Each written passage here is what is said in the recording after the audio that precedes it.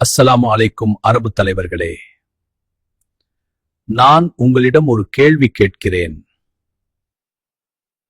உங்கள் வளங்கள் உண்மையில் உங்களுக்கே சொந்தமா?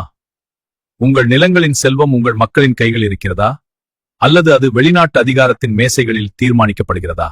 ஒரு சமூகம் தன் முடிவுகளை தானே எடுக்க முடியாவிட்டால் அது சுதந்திரமான சமூகம் அல்ல. மேற்கத்திய ஆதிக்கத்திற்கு தலைகுனிய வேண்டாம். முஸ்லிம் நாடுகள் தங்கள் மரியாதையுடன் நிற்க வேண்டும். உங்களிடம் சொல்கிறேன், பல நாள் பயத்தில் வாழ்வதை விட ஒரு நாள் வீரனாக நிமிர்ந்து நிற்பதே மேல். அடிமைத்தனத்தில் நீண்ட ஆயுள் வாழ்வதை விட மரியாதையுடன் ஒரு நாள் வாழ்ந்தால் போதும்.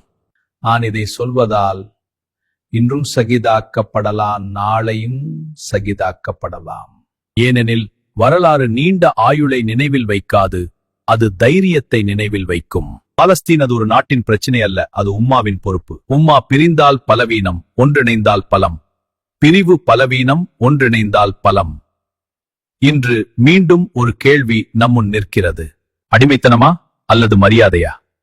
வரலாற்றின் ஓட்டம் சுழல்கிறது. அது கணிப்புரைகளை தாண்டி வேறு செயல் செல்கிறது. ஆனால் தைரியத்தின் குரல் அது எப்போதும் எதிரொலிக்கும். நாம் இந்த உலகத்தில் அன்புடன் வாழ வேண்டும். நாம் இஸ்லாத்திற்காக வாழ வேண்டும். நாம் இஸ்லாமிய அடையாளத்துடன் வாழ வேண்டும். வாழ்க்கை நீண்டதா என்பது முக்கியமில்லை, அது அர்த்தமுள்ளதா என்பதே முக்கியம். நீதிக்காக அரியேற் மௌனம் காக்க மாட்டோம். மரியாதையுடன் வாழ்வோம், உண்மையுடன் வாழ்வோம்.